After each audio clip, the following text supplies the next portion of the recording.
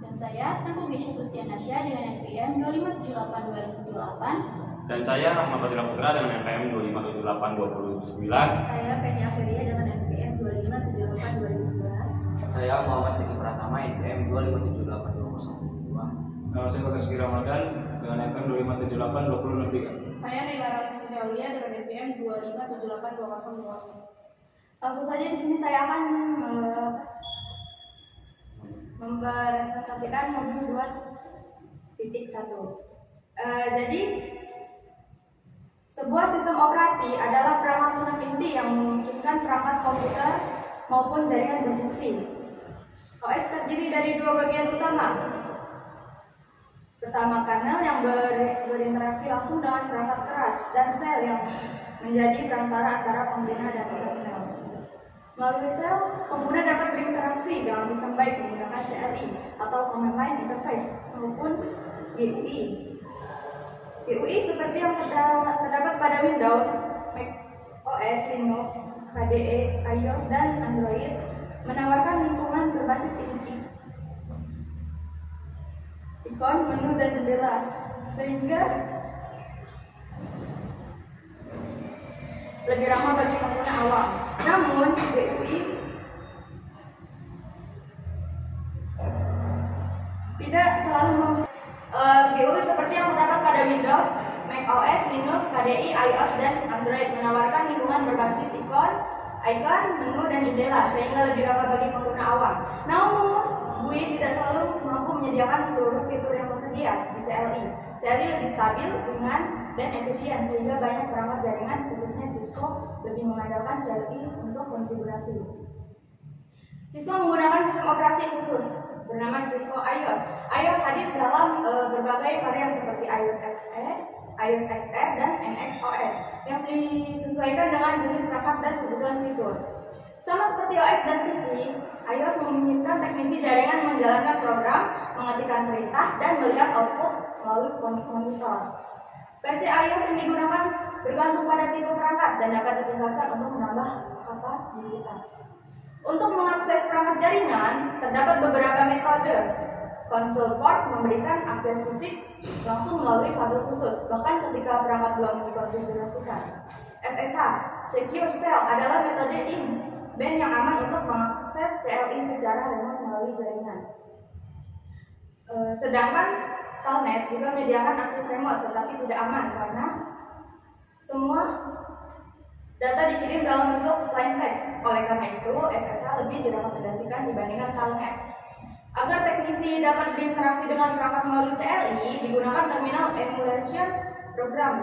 Program seperti PUTTY, Terater, dan Secure CRT memungkinkan koneksi ke perangkat melalui serial SSH dan Telnet. Selain itu, program ini memberi fleksibilitas dalam menyesuaikan tampilan jendela, ukuran font, dan skema warna, sehingga meningkatkan produktivitas saat bekerja dengan perangkat jaringan.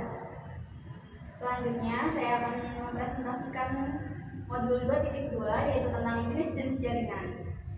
Pengertian dari jenis jaringan yaitu pengelompokan jaringan berdasarkan cakupan wilayah dan penggunanya. Jadi setiap jenis jaringan memiliki fungsi dan skalanya yang berbeda. Lalu di sini ada local area network yaitu LAN, lalu wide area network atau WAN, metropolitan area network MAN, dan wireless network yaitu jaringan nirkabel. Pertama, local area network. Local area network adalah jaringan yang mencakup area kecil seperti rumah, sekolah, atau kantor. Lalu ada wide area network atau WAN. Itu adalah jaringan yang mencakup area yang sangat luas, bahkan sampai antar kota atau antar negara. Seperti contohnya, paling umumnya adalah internet yang menghubungkan berbagai jaringan di seluruh dunia. Lalu ada metropolitan area network atau MAN. Itu adalah jaringan yang mencakup area satu kota. Jaringan ini biasanya digunakan untuk menghubungkan beberapa lokasi dalam suatu wilayah perkotaan. Dan yang terakhir yaitu ada wireless networking. Itu adalah jaringan nirkabel. Jadi jaringan itu tanpa kabel yang menggunakan sinyal seperti WiFi. Lalu jenis ini sangat fleksibel karena memungkinkan perangkat terhubung tanpa batasan kabel. Jadi kesimpulan dari 2.2 ini yaitu jenis-jenis jaringan dibedakan berdasarkan luas cakupan dan penggunanya, mulai dari LAN yang kecil hingga WAN yang sangat luas seperti internet, semuanya memiliki peran penting dalam komunikasi data. Baik, selanjutnya saya akan membacakan 2.3, yaitu pertama, Basic iOS Command Structure. Nah, struktur dasar perintah pada Cisco iOS terdiri dari 3 bagian. Yang pertama itu ada command, yaitu perintah utama, misalnya show dan configure.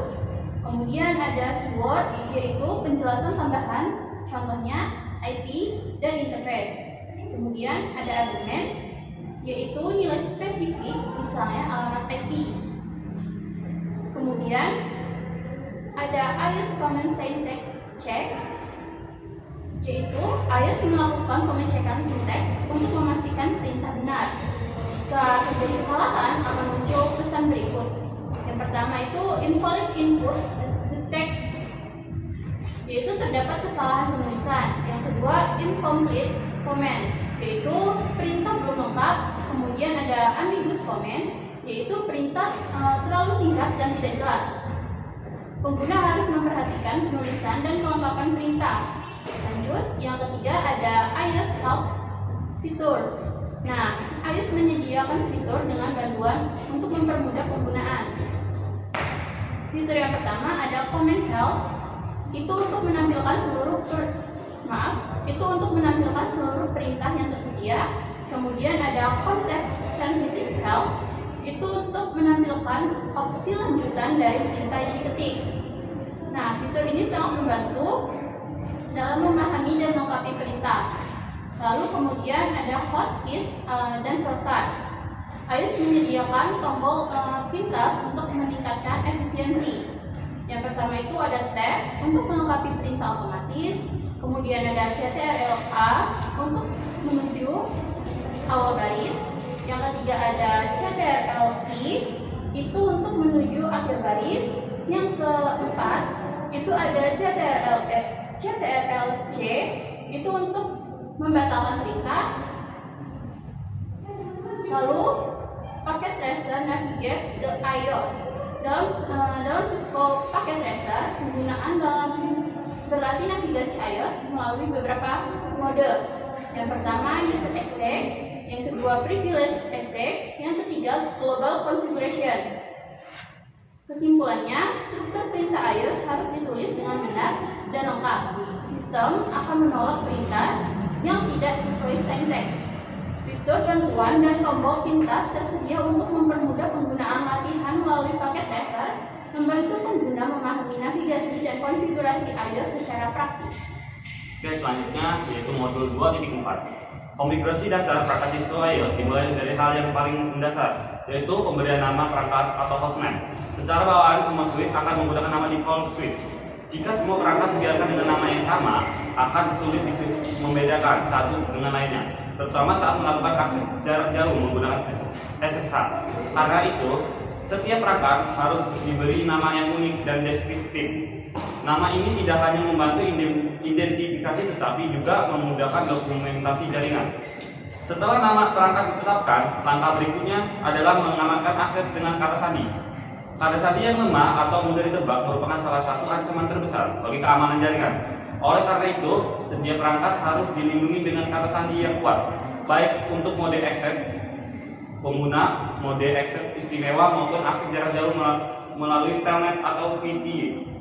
Kata sandi yang baik sebaiknya lebih dari 8 karakter, mengandung kombinasi huruf besar, huruf kecil, angka, dan simbol, serta berbeda untuk setiap perangkat. Dalam praktik konfigurasi, pengamanan akses dilakukan melalui perintah di CLI. Untuk menggunakan mode akses, pengguna administrator untuk masuk ke konfigurasi konsol dengan perintah line console node, menetapkan kata sandi dengan password, lalu mengaktifkannya dengan login. Sedangkan untuk mengamankan mode akses istimewa digunakan perintah enable script yang memberikan perlindungan lebih kuat dibanding kata sandi biasa. Dengan cara ini, hanya pengguna yang memiliki otoritas penuh yang dapat mengakses seluruh perintah konfigurasi iOS. Baik, selanjutnya ada 2.5 yaitu set configuration. Materi ini membahas cara menyimpan konfigurasi switch agar tidak hilang saat perangkat dimatikan atau di restart. Terdapat dua jenis konfigurasi yaitu running config yaitu bersifat sementara karena disimpan di RAM dan startup config yang bersifat permanen karena disimpan di NVRAM. Untuk melihat konfigurasi digunakan perintah show running config dan show startup config. Sedangkan untuk menyimpan perubahan digunakan copy running config startup config. 2.5.1 yaitu konfigurasi file. Pada bagian ini dijelaskan bahwa running config adalah konfigurasi yang sedang aktif dan langsung mempengaruhi kinerja perangkat. Sedangkan startup config adalah konfigurasi yang akan digunakan saat perangkat dinyalakan kembali. Perbedaan utama keduanya terletak pada lokasi penyimpanan dan sifatnya atau sementara versus permanen. 2.5.2 yaitu alter the running configuration. Jika terjadi kesalahan pada konfigurasi yang sedang berjalan dan belum disimpan, kita dapat melakukan reload untuk kembali ke konfigurasi sebelumnya. Namun, jika konfigurasi yang salah sudah tersimpan, maka perlu dihapus menggunakan eraser startup config, lalu melakukan reload. Proses ini dapat menyebabkan downtime sementara pada jaringan.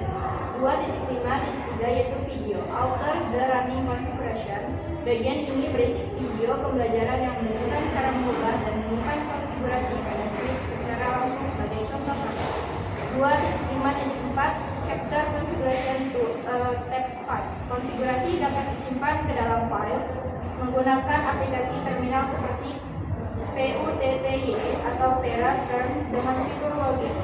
File ini berfungsi sebagai backup atau dokumentasi dan bisa digunakan kembali dengan cara menyalin isinya ke CLI perangkat. Yang terakhir ada 2.5.5 paket tracer configure initial switch setting. Pada bagian ini dilakukan praktik konfigurasi dasar switch menggunakan paket tracer seperti pengaturan password, pengamanan akses CLI serta pembuatan banner sebagai peringatan bagi pengguna. Baik, selanjutnya saya akan menjelaskan modul 2.6 port and address.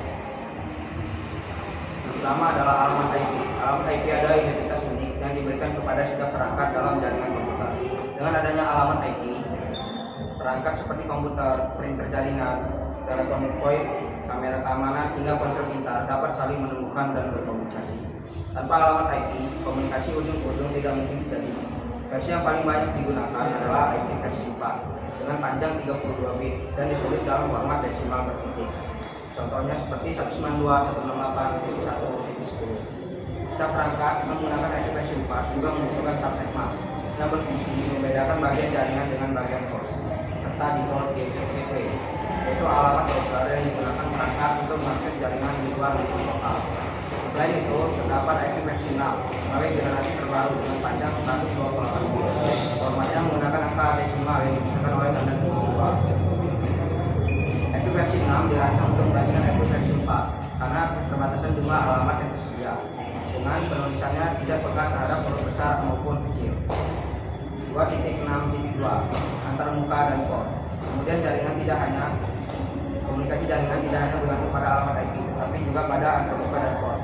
Antar muka adalah fisik atau visual yang memungkinkan perangkat terhubung ke jaringan. Sedangkan port menjadi saluran komunikasi yang menghubungkan perangkat dengan media jaringan. Media jaringan yang digunakan sangat beragam, mulai dari kabel tembaga, pasangan kirim, kabel fiberoptik, kabel koaksial, hingga teknologi dengan kabel seperti Wi-Fi. Setiap media memiliki standar fisik tertentu sehingga kabel yang digunakan harus sesuai dengan terbuka perangkat. Media jaringan. Setiap jenis media jaringan memiliki karakteristik yang berbeda. Perbedaan ini dapat dilihat dari jarak transmisi yang mampu ditempuh, kehitungan pemasangan, kecepatan, dan kapasitas data, serta biaya instalasi. Misalnya serat optik mampu mentransmisikan data dengan kecepatan tinggi dan jarak jauh, tetapi biayanya lebih mahal dibandingkan kabel tembaga.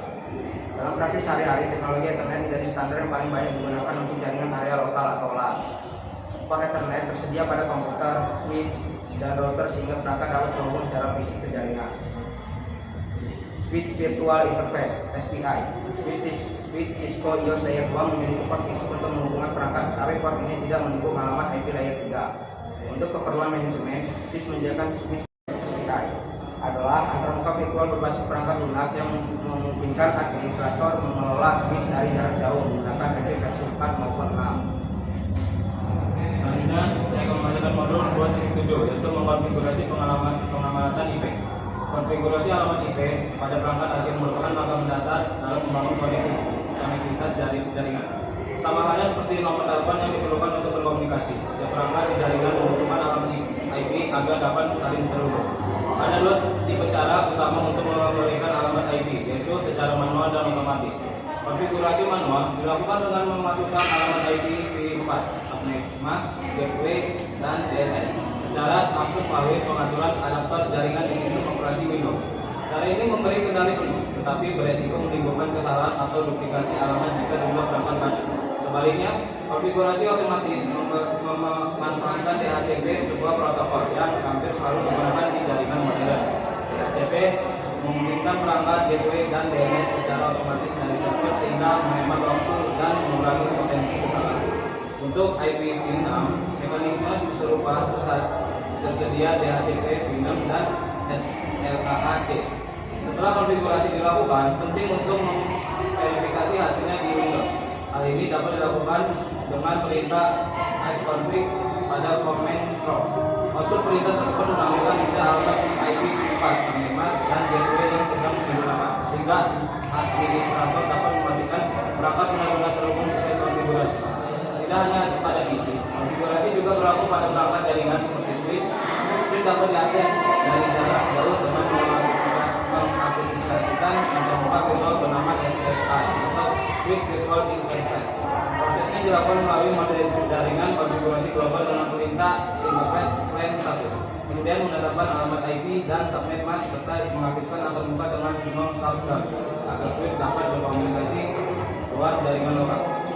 Biasanya juga ditambahkan perintah IP default gateway untuk menunjuk lokal sebagai jalur untuk luar. Selanjutnya dilakukan verify connectivity. Yang pertama ada tes dan interface assessment. Sebelumnya kita sudah mengatur IP address pada PC dan switch. Langkah selanjutnya adalah verifikasi konfigurasi memastikan semuanya berjalan dengan lancar. Verifikasi dilakukan menggunakan STLI. Perintah yang digunakan ipconfig untuk mengecek konfigurasi jaringan pada PC.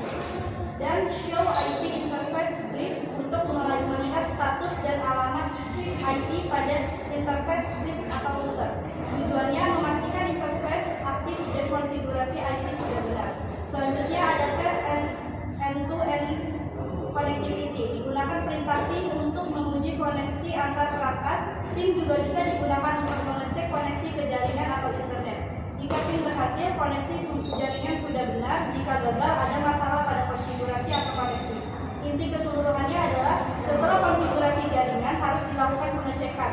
Gunakan ipconfig, cek IP di PC, show IP interface brief untuk cek interface perangkat jaringan, dan ping tes koneksi antar perangkat.